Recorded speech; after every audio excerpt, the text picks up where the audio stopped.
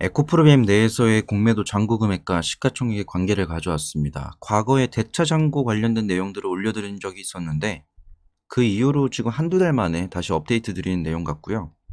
해당 영상들을 시청하신 분들 입장에서 이해하기가 좀 편할 건데 처음 접하시는 분들은 딱 이 차트만 기억이 나실 거예요. 일단 데이터는 12월 1일부터 5월 26일까지 가져왔고 12월 1일로 설정한 이유는 최소한 6개월 정도의 데이터는 필요하겠다라는 생각이 있어서고요. 1년으로 가져오지 못하는 이유는 1년으로 가져오게 되면 예전 유상증자, 무상증자 하면서 주식수 늘어난 것들 그게 데이터에 같이 포함되어 있어가지고 오류가 납니다. 그래서 깔끔하게 상승기 직전 구간인 12월 1일부터 5월 26일까지 가져왔고요. 오늘이 6월 1일인데 5월 26일 걸 가져온 이유는 이 거래일 동안의 데이터가 공매도 잔고 금액은 안 뜹니다. 그래서 이렇게 가져왔어요.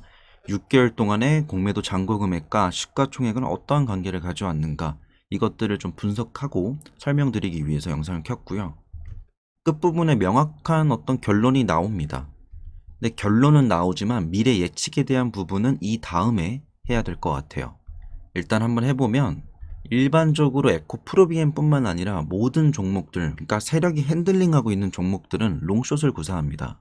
그러니까 상장되어 있고 유통되어 있는 대부분의 물량들을 쥐고 있는 세력들은 그냥 단순히 그 종목을 사고 버티고 가져가기만 하는 게 아니라 롱을 잡은 상태에서 주가가 지나치게 올랐을 때 숏을 치면서 다시 롱을 잡고 롱숏을 구사합니다.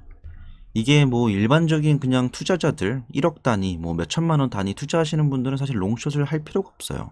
그냥 좋은 종목 잘 골라가지고 담아놓고 일하시면 됩니다. 근데 거대 자금 막 1000억 단위, 5천억 단위, 뭐 1조 단위 운용하는 자산 운용사나 아니면 뭐 헤지펀드나 이런 데서는 롱숏을 무조건 구사해요. 지나친 변동성으로부터 올 수 있는 리스크들을 해칭할 수 있기 때문에 이런 방법을 사용을 하는데 우리가 흔히 아는 주도주들 있죠. 그러니까 대박주들 엄청 많이 올라가는 주식들을 보면 이런 롱숏 관계가 통하는 상태에서 롱 쪽에서 갑자기 치고 올라올 때 발생이 됩니다. 새로운 어떤 세력의 등장을 알리는 신호인 거죠. 그래서 에코프로비엠도 얘도 보면요 2월 9일까지만 하더라도 이렇게 평온했습니다. 롱숏 구간이 2월 9일까지였어요. 그리고 나서 그 이후로 주가가 쭉 오르기 시작하는데 이 중간중간 보면 반대로 움직여요. 쫙 오르고 쫙 떨어지고 반대로 움직이는데 큰 틀에서의 방향성을 보면 2월 9일부터 4월 10일까지 대략 한 2달 동안의 기간 동안에는 주가가 같이 올랐습니다. 그러니까 공매도 늘어나든 말든 간에 계속 올랐던 거예요. 이거를 롱 입장에서 보면은 그냥 숏 커버링, 숏 스퀴즈 시키면서 올렸다라 표현될 수 있는 건데 공매도 입장에서는 물을 탄 거죠. 그래서 이때는 아마 공매도 물린 애들한테는 최악의 시기였을 거고요. 롱 입장에서는 엄청나게 황금기였을 겁니다. 그래서 2월 9일 전까지의 관계를 보면 이거를 역의 상관관계라고 말하기도 좀 애매해요. 그러니까 둘이 정확하게 반대로 움직이거나 얘 오르고 얘 떨어지고 얘 떨어지고 얘 오르고 요랬을 때 역의 상관관계다 마이너스 1 상관계수다라고 표현할 수 있는데 이때는 보면 별 변동성이 없어요. 그냥 관리가 되고 있는 상태였던 거고 2월 9일부터 4월 10일까지를 보면 단기적으로는 역의 상관관계를 가져가지만 큰 틀에서 보면 둘 다 오르고 있는 거죠. 근데 4월 10일부터 5월 26일 대략 지금까지 이제 한 달하고 2주 정도 지났는데 그 기간 동안에도 큰 틀에서 보면 같은 방향성으로 움직여요. 근데 이때는 큰 틀에서 같은 방향성, 작은 틀에서는 반대로 움직였는데 최근 흐름을 보면요. 큰 틀에서 같은 방향성인데 같이 떨어지고 있는데 작은 방향성도 같이 움직여요. 이게 좀 특이하다라는 거죠. 현재는 저는 거의 최근 한 2주 동안은요. 공매도 잔고 금액과 시가총액의 관계가 양의 상관관계입니다. 둘이 같이 움직입니다. 그러니까 우리가 좀 흔히 생각하는 것과는 다른 논리인 거죠. 공매도 늘어나면 파는 놈 많아지는 거니까 주가는 떨어지겠다라고 생각을 하는데 지금은 그런 관계가 아니라는 거죠. 공매도가 늘던 말던 떨어지던 말던 둘이 같이 움직입니다. 그래서 저는 지금 나름대로 어떤 결론을 냈냐면 요때까지 2월 9일까지 롱숏 세력이 존재를 했었고 이 롱숏 세력 중에서 롱이 우세한 상황이 여기였었고 그리고 지금 다시 롱숏이 되었다. 이거를 그냥 스토리텔링을 해보자면 원래 A라는 세력이 있었고 B라는 롱 세력이 들어와서 씹어먹고 지금 B가 여기 앉아있다. 그래서 다시 지금 롱숏을 구사하고 있다. 라고 저는 생각을 합니다. 그리고 이 논리가 정확하다라면 사실 더 이상 공매도가 늘어난다 해서 두려워할 필요는 없는 거죠. 공매도가 늘어나면 늘어날수록 거름이 되는 겁니다. 공매도를 거름이다, 연료다라고 표현하는 이유는 그게 가장 강하게 증명이 됐던 게 요때였어요. 그러니까 흔히들 숏 스퀴즈라고 표현을 하잖아요. 숏 커버링은요, 그냥 갚는 거고요. 내 손익비가 깨지기 전에 미리 갚아서 상환하는 거고요. 그러니까 손절을 하는 거죠. 근데 숏 스퀴즈는 강제로 상환하게 되는 겁니다. 내가 판단을 내리는 게 아니라 강제로 갚게 되는 거예요. 그게 3월 2일과 3월 6일 사이에 명확하게 드러납니다. 시가총액은 쫙 올라버리고 슈팅이 나온 상태에서 공매도 잔고 금액은 박살이 납니다. 그래서 이때 숏 스퀴즈가 나왔었고, 지난 기간들 중에서 가장 명확하게 숏 스퀴즈를 표현했던 게 3월 2일과 6일이다. 요거는 한번 궁금하시면 다시 한번 복귀해 보시는 거 좋을 것 같아요. 자, 그럼 되게 애매하죠. 롱숏 구간이었고 요때 새로운 신흥 세력의 등장이 나왔고 지금 다시 롱숏인 것 같다라고 하는데, 그러면 12월 1일부터 지금까지의 관계가 어떻게 될까에 대해서 제가 엑셀로 직접 작업도 했었는데 중간에 누락되어 있는 데이터랑 이게 수치값이 안 맞아가지고 막 이상하게 뜨더라고요. 그래서 그냥 한번 챗 GPT한테 물어봤습니다. 야, 상관관계 계산을 해줘. 물론 이 위에는 제가 여기 보여드리고 있는 A, B, C열을 다 갖다 붙였어요. 그리고 그냥 확장 프로그램 써가지고 야, 때 상관관계를 분석해줘 하니까 처음에는 무슨 엑셀 여기 들어간 fx 값을 주더라고요. 그러지 말고 네가 직접 계산해라 라고 해서 이렇게 나온 겁니다. 얘가 쓴 거는 피어슨 상관계수예요. 그러니까 여기 기준으로는 B와 C의 관계를 상관계수로 분석을 하는 거죠. 얘네들이 어떠한 관계를 가지면서 움직이는가. 얘가 계산한 거는 피어슨 상관계수 0.84라고 합니다. 자, 1이라는 거는 같이 완전히 움직여요. 완전한 선행 관계인 거고, 마이너스 1이라는 건 역의 관계인 겁니다. 그리고 0, 이렇게 되는 거나 0.12, 마이너스 0.12 이 정도 되는 거는 상관관계가 없다라고 보는 거고요. 0.84라는 거는 꽤나 관계가 깊다라는 겁니다. 그리고 이렇게 결론 낼 수 있겠네요. 피어슨 상관관계 기준으로 12월 1일부터 5월 26일까지 대략 6개월, 날짜로 따지면 180일, 그리고 그냥 여기에서 거래일 기준으로만 놓고 보면 한 120일 정도 되겠죠. 그 기간 동안에 얘의 상관계수는 0.84다. 0.84로 보면 얘가 그래도 꽤 많은 움직임을 같이 한다라는 걸 볼 수 있죠.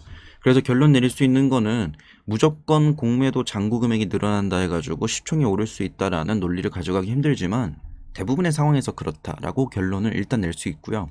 그 결론을 낼 수 있는 한 가지 더 근거가 있습니다. 자, 그럼 지금까지 상황은 이렇습니다. 원래 A라는 롱숏 세력이 있었고 B라는 애가 새로 들어와가지고 롱을 치기 시작했고, 지금은 A는 거의 없고 B만 남아있는 상황이다. B만 남아있기 때문에 복수의 세력이 아니라 단일 세력이 있다라고 판단되기 때문에 롱숏을 치고 있는 거고, 이건 실제로 수치상으로도 그렇고, 그러면 제가 아까 말씀드렸다시피 공매도 잔고 금액이 늘어나면 늘어날수록 주가가 올라갈 가능성이 높다라고 결론을 내기 위해서는 얘가 지금 롱숏을 치고 있다라는 어떤 전제가 통해야 되는 건데, 최근 움직임을 보면 롱숏 치고 있는 게 맞는 것 같아요.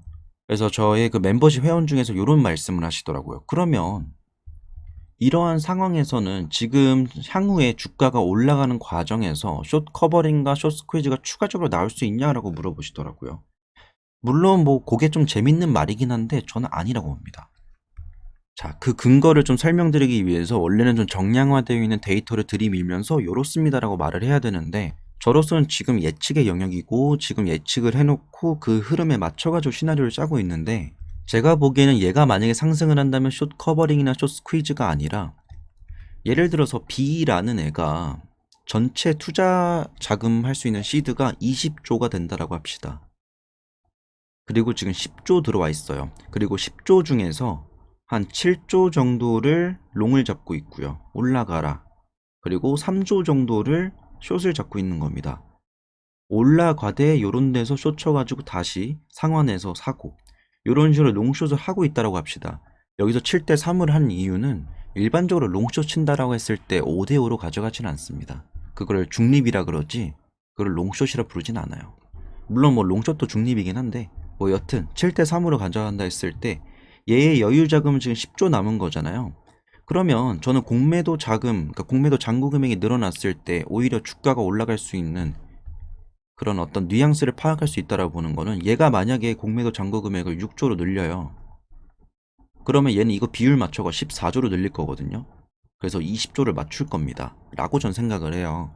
그래서 숏 커버링이나 숏 스퀴즈 나와서 올라가지 않을까요? 라고 물어보는 거는, 지금이 롱숏 구간이 아니라 요때처럼 어떤 다툼과 경쟁이 있는 구간이라면 그게 가능한데, 저는 지금 다툼과 경쟁이 이 공매도 잔고 금액과 뭐 대체 잔고 수량들 이런 거 봤을 때 전혀 안 보이거든요.